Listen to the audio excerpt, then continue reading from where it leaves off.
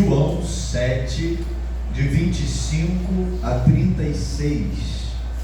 É o texto base para a nossa meditação nesta noite. Nós estamos na série de mensagens. No início ele era, e no fim ele será. Uma série de mensagens extraídas do Evangelho escrito por João, o Evangelho do nosso Senhor Jesus Cristo, escrito pelo apóstolo João. E nessa série nós temos falado sobre a eternidade de Jesus, aquele que sempre existiu, aquele que sempre existirá. No início ele era, e no fim ele será.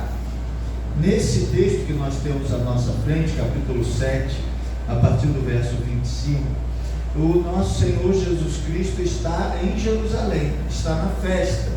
Você se lembra das mensagens anteriores? Os irmãos de Jesus disseram que ele tinha que ir para a festa, e ele disse que ainda não era tempo de ir à festa, mas logo em seguida ele foi e chegou no meio da festa.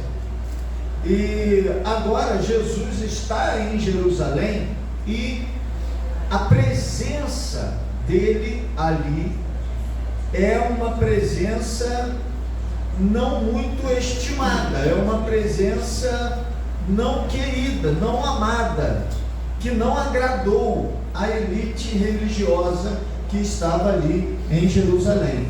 E é exatamente nesse contexto de hostilidade que nós encontramos esta passagem, em que as mentes da liderança religiosa e, por consequência, da maioria das pessoas que estava ali, a mente deles estava fechada, a mente deles estava bloqueada, e eles não podiam compreender a mensagem de Jesus, porque sem mente aberta não é possível compreender a mensagem de Jesus Cristo. Diz assim a palavra do nosso Deus, João 7, de 25 a 36.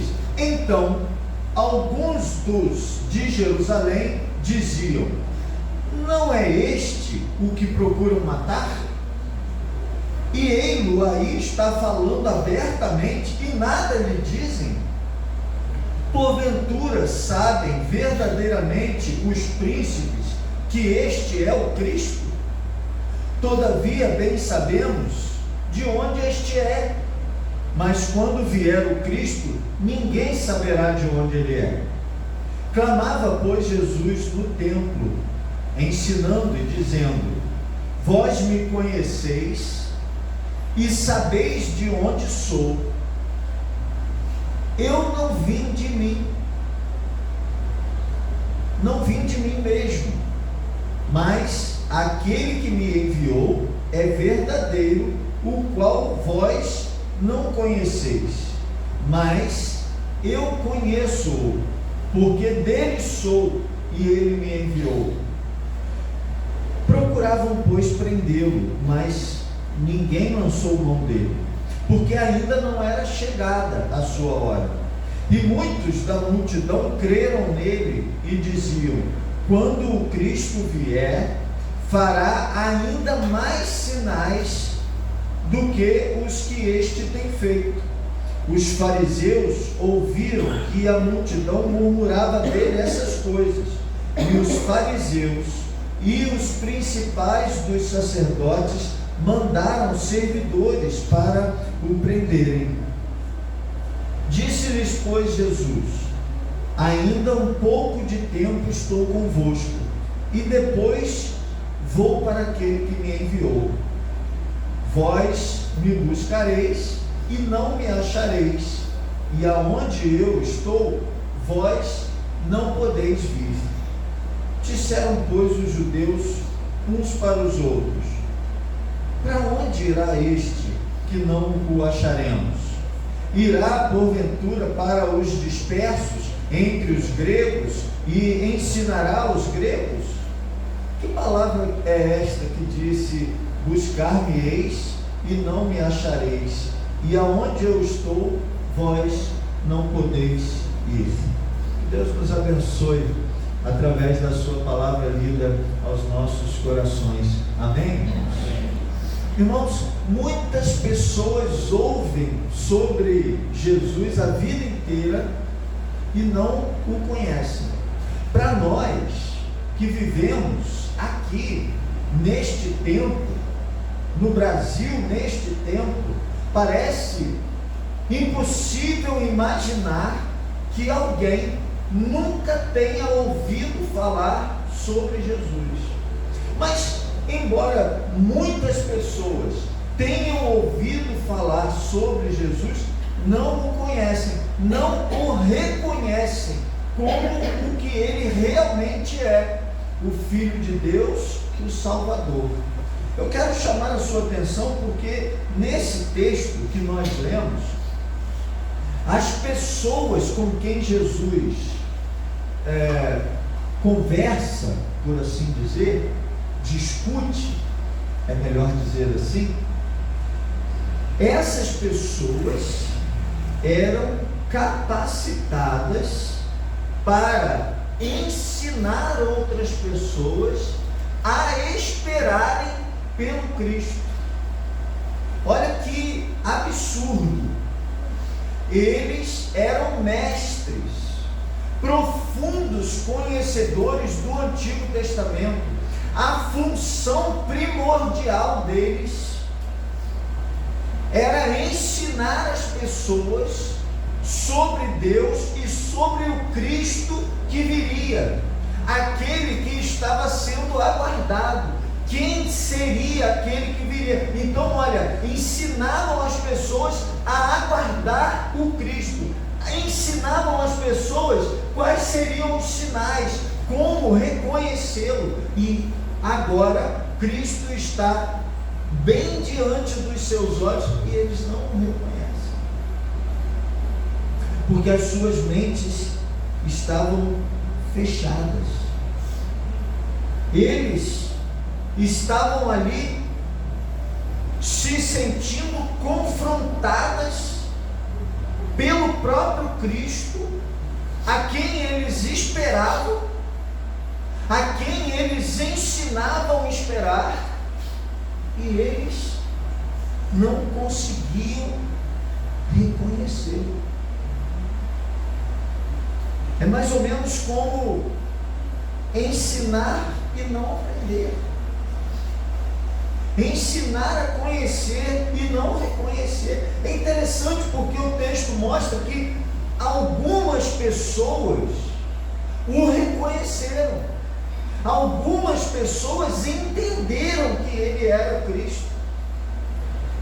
Então, alguns dos alunos daqueles professores, alguns dos discípulos daqueles professores entenderam que ele era o Cristo, mas eles mesmos não. Suas mentes estavam fechadas. Frank Zappa, ele disse o seguinte: a mente é como um paraquedas, só funciona quando está aberto. Um paraquedas fechado não serve para nada. Uma mente fechada não serve para nada. Não aprende, não entende, não compreende aquilo que está acontecendo. E por que eles estavam com suas mentes fechadas? A mente deles estava fechada por causa do preconceito. O preconceito os impedia de reconhecerem a verdade. Olha comigo, verso 25.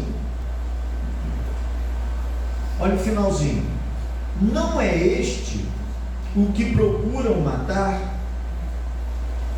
Depois do verso 27, está escrito assim: sabemos de onde este é, mas quando vier o Cristo, ninguém saberá de onde ele é. Então, eles tinham um conhecimento superficial. Eles conheciam Jesus, viam Jesus, estavam diante deles, mas não entendiam quem ele era, porque eles tinham preconceito. Qual era o preconceito? Qual era a ideia que eles tinham? De que Jesus surgiria de maneira misteriosa. Olha o que está escrito aqui, ó. Quando vier o Cristo, ninguém saberá de onde ele é. Eu fiz uma pesquisa hoje e eu tentei descobrir de onde eles tiraram isso aqui.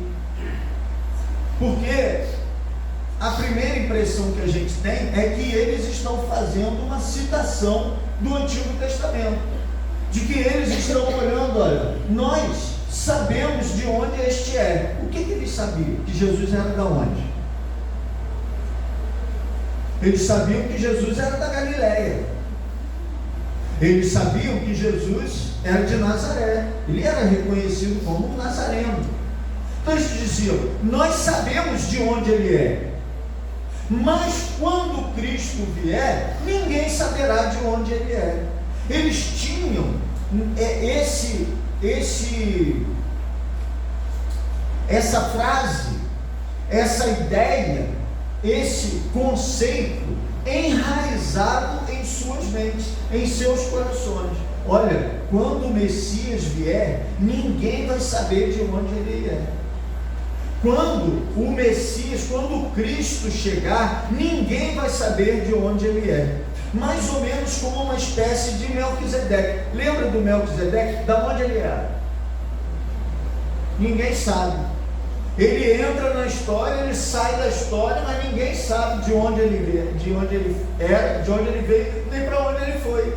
Só o texto diz, sacerdote do Deus Altíssimo. Mas onde? Ninguém sabe. E eles tinham essa ideia de que o Messias seria assim, alguém misterioso assim. Mas isso não está escrito em lugar nenhum do Antigo Testamento. Eu ainda procurei saber se isso estava escrito em algum dos outros escritos da literatura judaica. Isso não está escrito em lugar nenhum. Não tem aquelas coisas que todo mundo pensa que está na Bíblia, mas não está. Igual, esforça-te que eu te ajudarei. Não está em lugar nenhum da Bíblia, mas todo mundo fala que está. Todo mundo pensa que está em algum lugar da Bíblia, mas não está. Então, existem umas coisas assim que a gente recebe e não sabe de onde veio e guarda isso na cabeça e ensina isso para as outras pessoas e acaba achando que isso é verdade, porque dizem que uma mentira repetida muitas vezes vira verdade, só que não vira, continua sendo mentira, continua sendo erro. Eles tinham essa ideia de que Jesus, que o Cristo viria de maneira misteriosa, que ninguém saberia de onde ele era. Irmãos, muitas vezes nossas ideias sobre quem é Jesus nos impedem de vê-lo como ele realmente é. Muitas vezes aquilo que a gente aprende desde cedo, aquilo que nos ensinam desde cedo, aquilo que a gente vai guardando durante a nossa vida, nos impedem de ver Jesus como ele realmente é. Warren Wiersbe é um pastor dos Estados Unidos, escritor, comentarista. Ele diz assim: a tradição é um guia e não uma prisão. Nós devemos respeitar a nossa tradição, nós devemos valorizar, amar as nossas tradições, mas não devemos estar presos a elas. A nossa mente tem que estar aberta, porque Jesus é muito. Jesus é muito grande. é muito maravilhoso. Jesus é extraordinário, é incapaz de ser plenamente conhecido por quem quer que seja. Por mais que você estude ou tenha estudado, por mais que você tenha vivido e aprendido muito sobre Jesus, ainda tem lugar para aprender mais sobre Jesus, para crescer na graça e no conhecimento do nosso Senhor Jesus Cristo, para compreendê-lo mais, para viver o que Ele tem à sua disposição cada vez mais, para descobrir novos aspectos, novas bênçãos que o Senhor Jesus pode trazer para a sua vida. Olha, aqueles homens estavam ali diante do próprio Cristo, do próprio Senhor, de Deus. Deus veio e andou e estava ali na frente deles, e eles não podiam reconhecê-lo, porque estavam presos àquilo que tinham ouvido no passado. E amados, nós somos livres para conhecer Jesus mais profundamente. Livres devemos ser para nos aprofundarmos cada vez mais no amor de Jesus. Será que você tem dado espaço para Deus surpreender você? Ou será que tudo que te surpreende, tudo que vem até você e que você nunca viu, você logo bloqueia?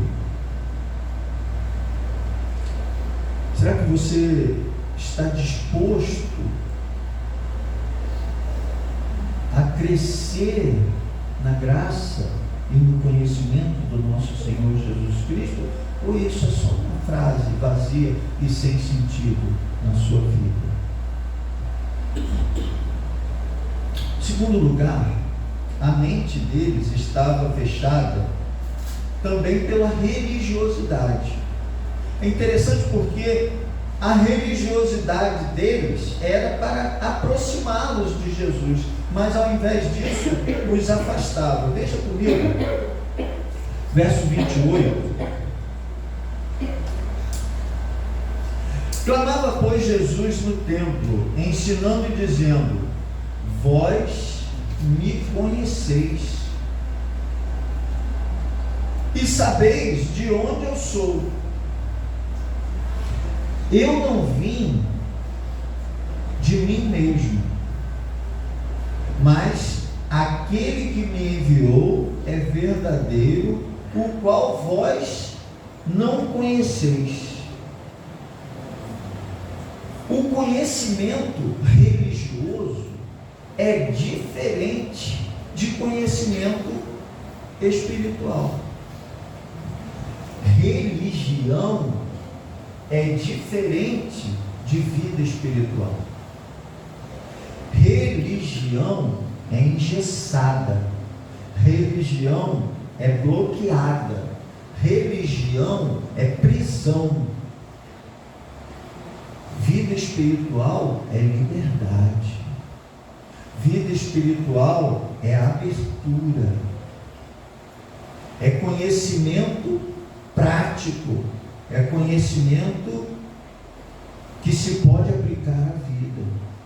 Eles conheciam Jesus de nome, conheciam o seu rosto, mas não o reconheciam como Filho de Deus, como enviado de Deus, como o Messias. E Jesus confronta essa falta de entendimento. Olha, vocês não conhecem o Pai, vocês não conhecem aquele que me enviou, vocês não têm conhecimento dele, vocês são religiosos, mas não conhecem a Deus. Irmãos, quanta gente que eu conheço e você também conhece, que é religioso, vai na igreja, é membro de igreja, dá dízimo em igreja, ouve sermão toda semana, mas não vive nada daquilo que Jesus ensina, mas não tem um pingo de vida transformada. E eu não sei você, mas mesmo não querendo julgar, eu fico olhando e dizendo assim: meu Deus, o que essa pessoa está fazendo na igreja toda semana? O que essa pessoa vai na igreja 3 vezes por semana e continua vivendo dessa maneira? E trata o marido dessa maneira, e trata a esposa dessa maneira, e trata os filhos dessa maneira, e trata os pais dessa maneira, e trata os vizinhos dessa maneira, e trata a si mesmo dessa maneira.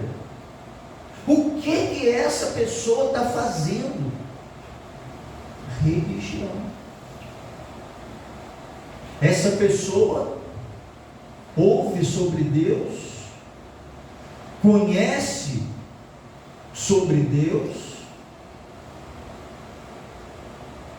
mas não vive nada disso. Não se abre para ser transformado por essa palavra, por esse ensino, por esse poder de Deus que é o Evangelho. Está com a mente bloqueada, está com a mente fechada, tenta controlar Jesus. Não, olha, eu só vou até aqui, eu só vou até onde eu cumpro as minhas obrigações. Mas, irmãos, o Evangelho não é sobre cumprir obrigação. Está muito longe de ser cumprir obrigação. O Evangelho é amor. O Evangelho é dedicação por gratidão, por amor. O Evangelho é liberdade, é transformação.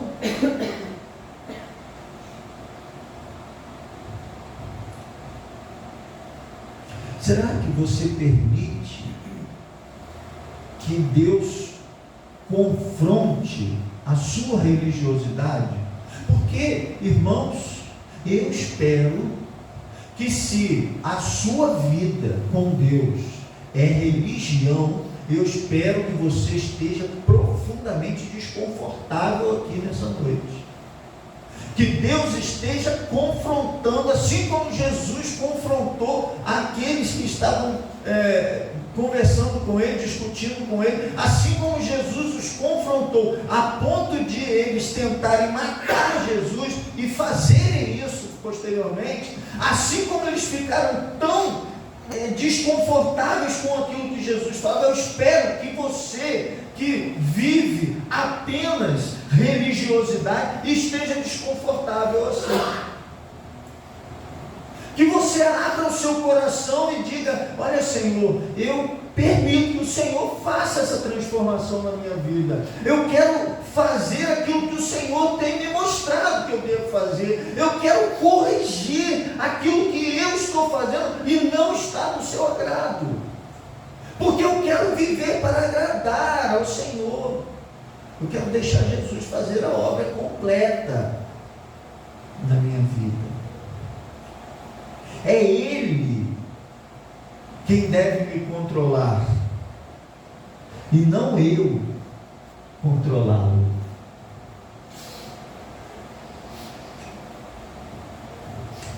Terceiro lugar, mente fechada, ela rejeita até mesmo o propósito de Deus para a nossa vida. Olha o versículo 34. no finalzinho diz assim: aonde eu estou, vós não podeis vir.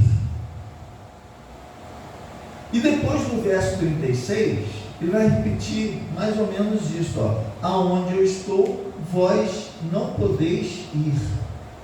Então, Jesus disse, ó: se eu estou aqui, vocês não podem vir, porque eu e vocês não estamos no mesmo lugar. E quando eu sair daqui, vocês também não vão poder ir, porque vocês não vão conseguir estar no mesmo lugar. Tem gente que está onde Jesus está, mas não está no mesmo lugar, não está na mesma página, não está no mesmo assunto. Jesus está falando de uma coisa, mas você está entendendo outra. A receita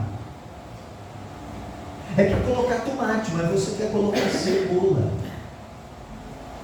Ele está te mostrando muito claramente qual é o propósito dele, mas você não está entendendo.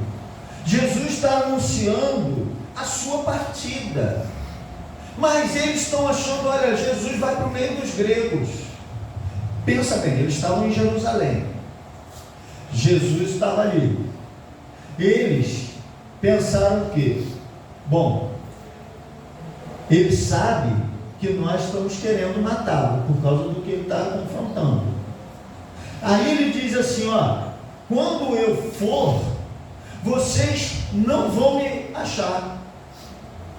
Aí eles pensaram o que? Bom, ele vai fugir, ele vai dar uma de Jonas e vai fugir. Aí eles dizem, olha, é possível que ele vá entre os dispersos, que ele vá para o meio dos gregos, e ele acha que nós não vamos encontrá-lo lá. Olha só a petulância. Jesus estava falando que ia para o céu, e eles estavam pensando que Jesus ia para o meio dos gentios. Jesus disse que para o céu, para onde ele vai, eles não iriam, e eles estavam entendendo que Jesus estava querendo fugir e que eles iam conseguir pegá-lo para matá-lo. Jesus fala de uma coisa e eles entendem outra.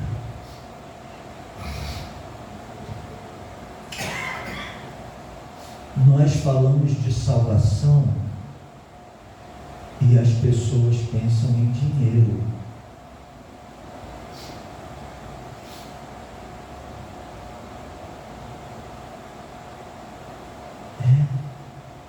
A Bíblia fala de salvação. A Bíblia conta uma história só. Do Gênesis ao Apocalipse, todos esses escritores, todos esses milhares de anos e pessoas diferentes que escreveram, orientados pelo Espírito Santo, contaram uma única história, a história da salvação por meio do Filho de Deus.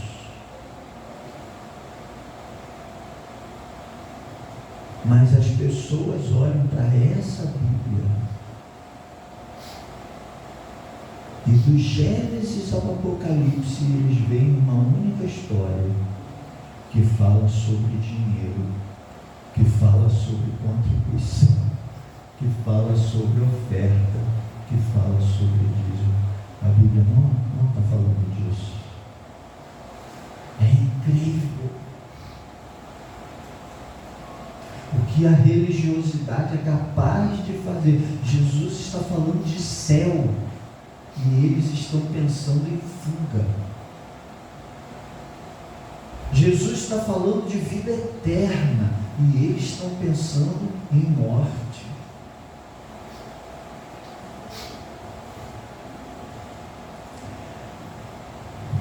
Eu às vezes, irmãos, eu não sei você, mas às vezes eu sinto muita vergonha quando eu vejo supostos pastores ensinando ensinando uma Bíblia que não existe,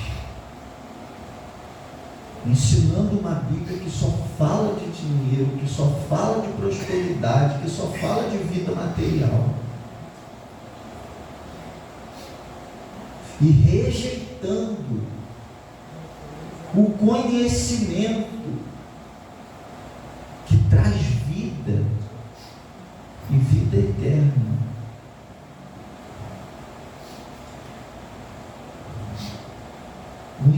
O Winston Churchill foi o primeiro-ministro da Inglaterra na época da Segunda Guerra Mundial. Ele disse assim: os homens tropeçam às vezes na verdade.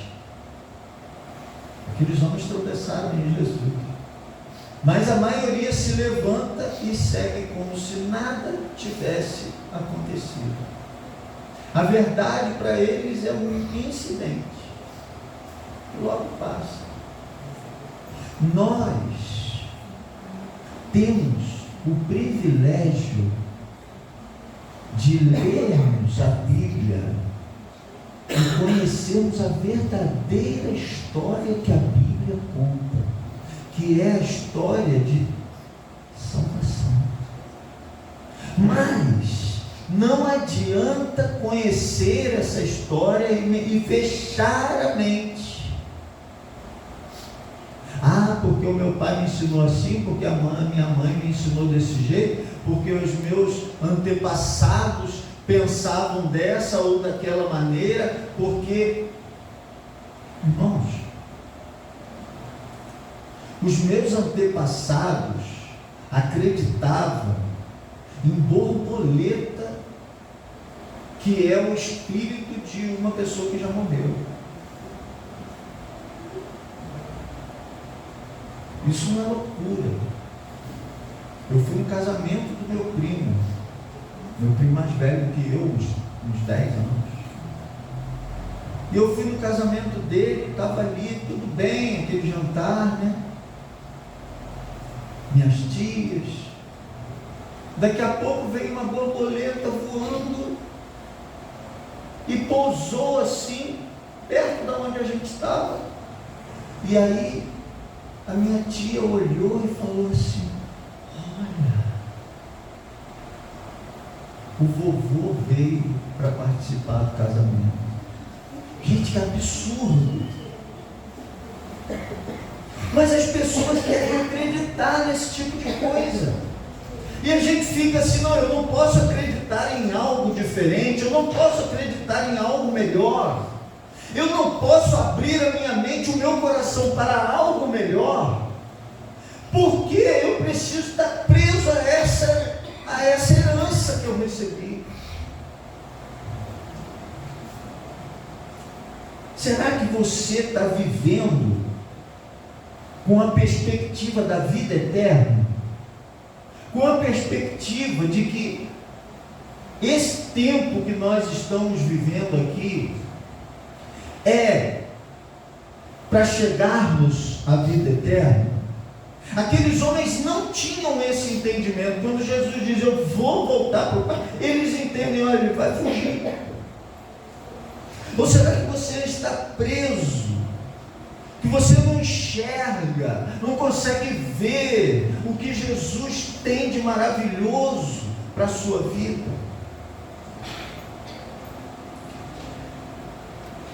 Eu quero encerrar dizendo que Jesus se revelou claramente para aqueles que estavam ali diante dele, tanto que alguns entenderam. Jesus está se revelando claramente a você. A Bíblia está mostrando Jesus claramente, está mostrando vida espiritual claramente para você. Mas você tem que abrir os olhos, você tem que abrir a mente, abrir o coração para deixar Jesus transformar a sua vida. Talvez você diga: não, mas aqui as coisas sempre foram assim. Mas aqui sempre foi na base da obrigação. Aqui sempre foi na base da coação. Não, eu vou fazer porque senão eu vou ser chamado a atenção na frente de todo mundo, vou passar vergonha. Por isso que eu vou fazer as coisas. Mas, meu irmão, Jesus nos oferece muito melhor do que isso. Jesus nos oferece a capacidade, a possibilidade de cumprir a nossa vocação, exatamente aquilo para o qual eu fui preparado. Eu fico às vezes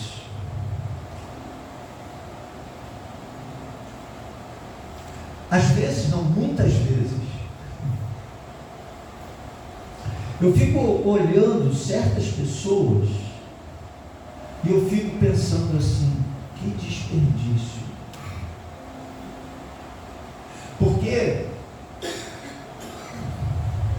eu tenho uma mente assim um pouco administrativa. Talvez por causa de ter estudado essa área e tal. Então eu fico olhando as competências que eu vejo nas pessoas. E eu fico, às vezes, pensando assim, meu Deus, essa pessoa poderia fazer tão mais do que ela está fazendo. Ela poderia estar sendo tão mais abençoadora do que ela é.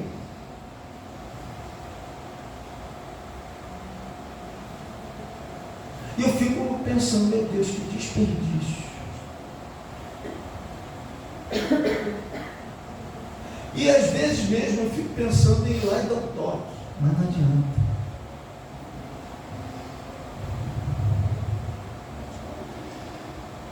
Porque, irmãos, eu creio muito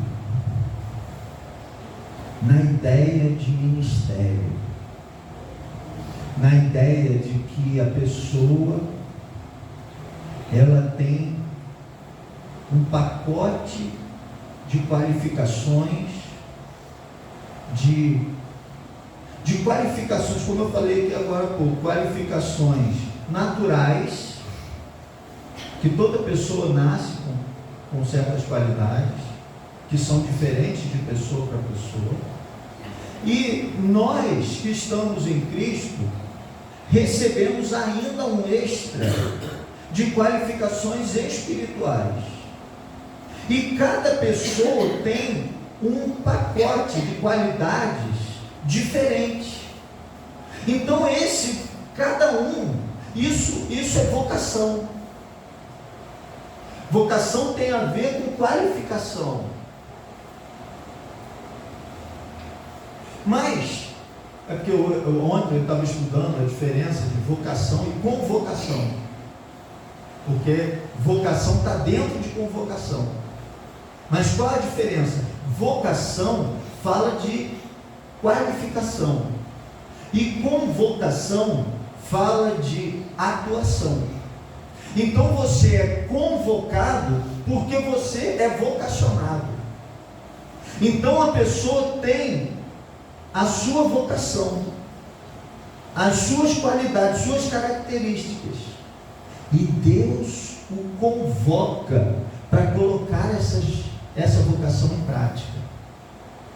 E eu fico olhando e fico, ai meu Deus, tomara que ela se desperte, tomara que ela ouça a sua convocação, para que ela possa colocar essa vocação maravilhosa em prática.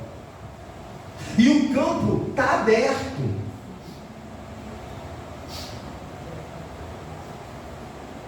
E a possibilidade de iniciativa está aberta. Tem gente que a gente conhece, chegou aqui outro dia e já está colocando a sua vocação em prática, em ação. Tem gente que está aqui há décadas e está com a vocação travada.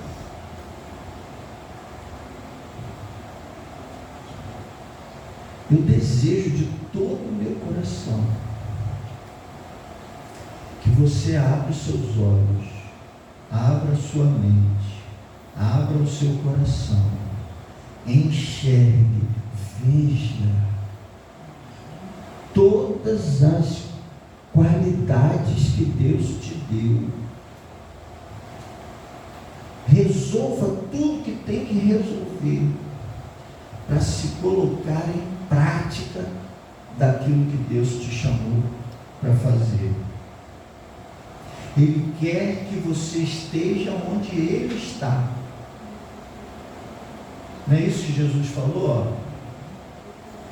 Aonde eu estou, vocês não podem vir.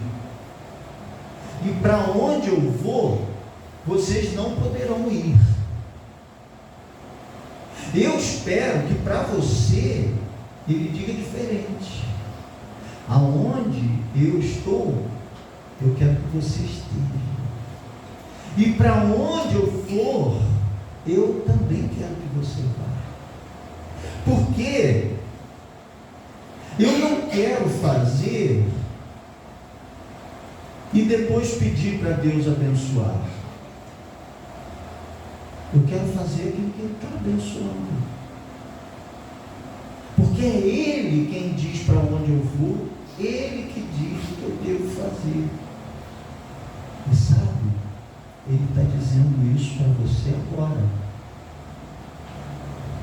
Onde Ele está te convocando agora, com as qualidades maravilhosas que Ele te deu, Ele está te convocando agora.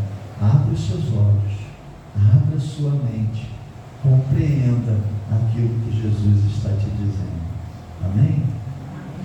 Que a graça do nosso Senhor e Salvador Jesus Cristo e o amor de Deus, nosso Pai, as consolações e a comunhão do Espírito Santo estejam sobre todos os presentes e sobre todo o povo de Deus, desde agora e eternamente. Amém.